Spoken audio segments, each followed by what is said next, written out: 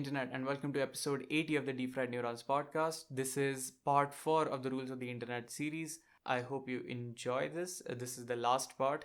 This is it. Um, Thank you for tuning in and cue the fucking.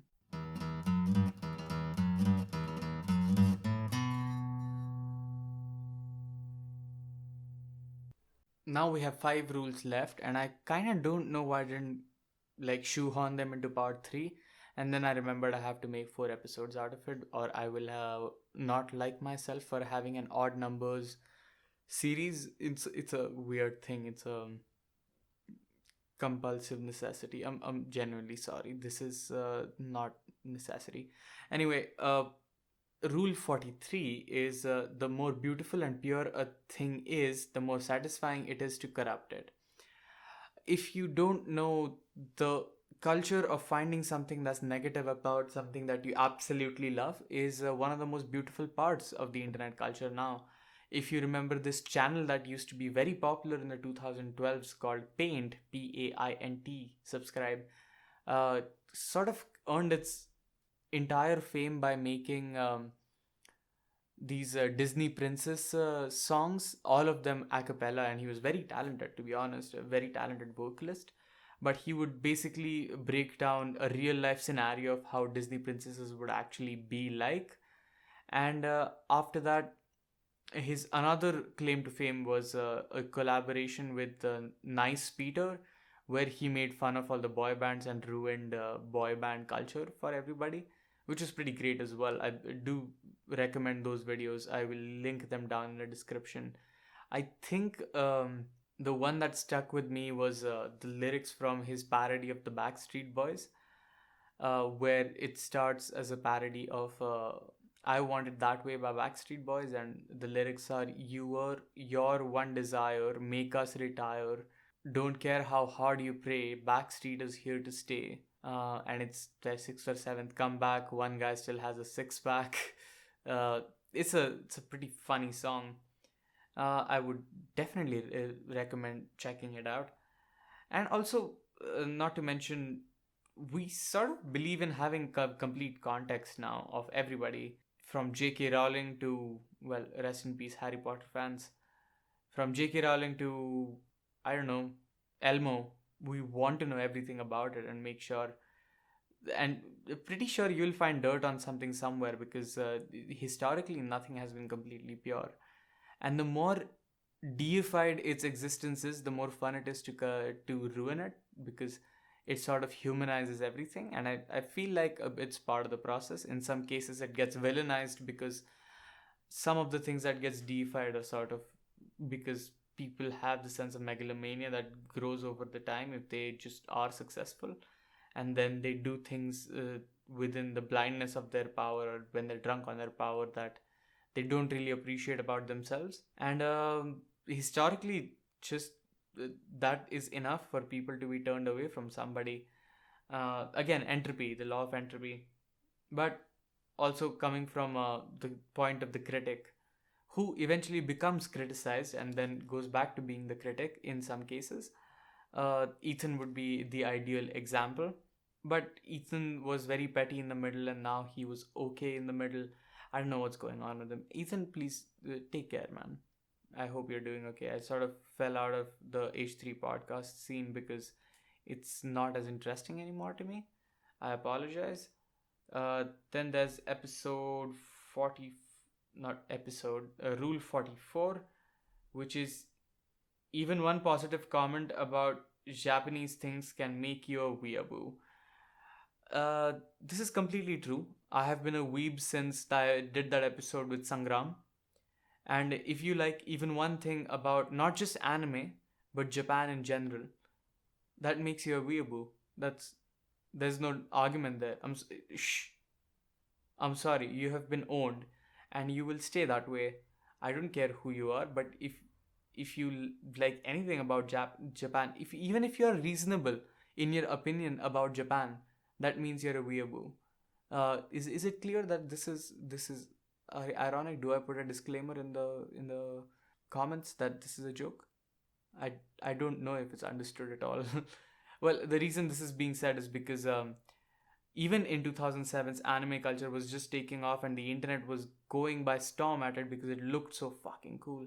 To be honest, like you look at Dragon Ball Z and you tell me it's not cool. It is so cool. Everything about it looks amazing, even though some of the storylines are garbage. I'm not talking about Dragon Ball Z. Dragon Ball Z is amazing. It's pure. Nothing can touch it. But you sort of see a rallying around something, and the fans become too rabid, and once you're a part of it, you're a part of it, sort of. And I feel like that's a culture that carried on in 2012s, because Philly Frank's videos about the entire weeb culture sort of broke the anime meme, and I feel like his further lore videos sort of even grew the meme ahead and included him in the scene as well. It's just internet meme culture's history's unforgettable tie with anime culture, which, to be honest, is pretty great. I like all kinds of anime.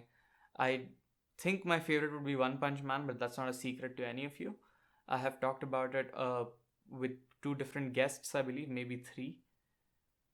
After that, we have uh, rule number 45: when one sees a lion, one must get into the car.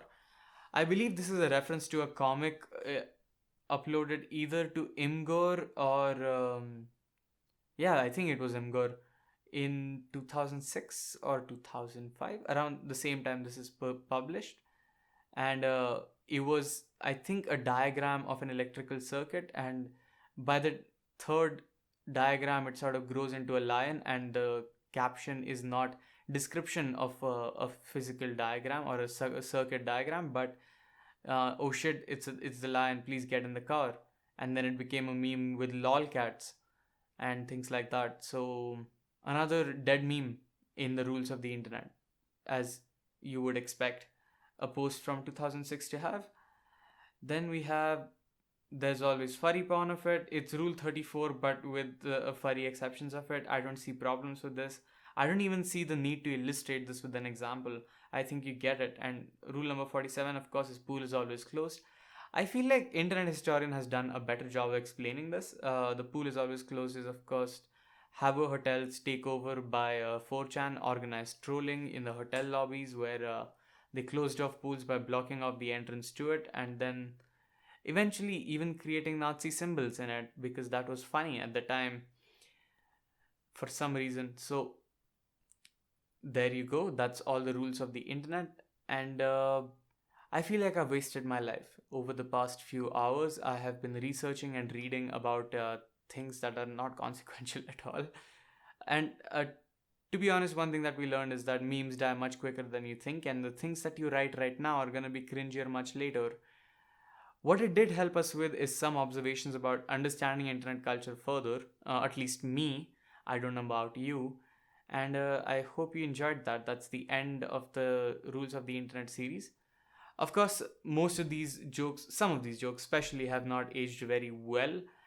And it's good to go back and look at what used to be okay just not that long time ago, just when the internet was uh, developed. And how do we look at it now? And what does it mean to be anonymous now? Is anonymity even an option in in the current internet circumstances? Difficult to gauge, for me at least. And other questions it leaves us with is, of course, how does it translate into the current cultural landscape, the rules of the internet? Of course, the trolling bit is being overcome by people one by one. When people see shocking posts now by horribly worded misogynists, sometimes it's casteist people, sometimes it's racists, they don't share them with names anymore. They share them for just the message that they are, just as the evidence of something existing. And screenshots sort of have value now, so that's great, more than personal evidences, because personal evidences are being discredited right, left, and center these days. Which, to be honest, is a bad thing. It just encourages cynicism about human race in the human race. It's not evolutionarily a very good thing. But I believe the culture wouldn't allow for any other way. We sort of have earned our own mistrust in some cases, and mostly this was a meme. I realized I spent about 2 hours of this podcast time in just discussing memes. Not that I need an excuse to do that. I would do that anyway. But I hope you learned something across the four episodes, and you had fun in some of them. If not, sorry. That's it. Thank you. If you made it this far in the recording, I hope you enjoyed all four parts of Rules of the Internet. I hope some of them were more educational than the others, and they were consistently engaging, if not entertaining. And leave a comment as to what you thought of the series and something new that I tried structure wise on the podcast. Trying to keep it fresh, French. Sorry. That is not. That should not be encouraged. Anyway, if you really like the content or like what I'm doing on this channel, please support me on Patreon. It really helps out a lot. If not, please like, share, subscribe. Share it shamelessly. Let your friends know the kind of content that is being made here. And thank you for making time for me. Bye.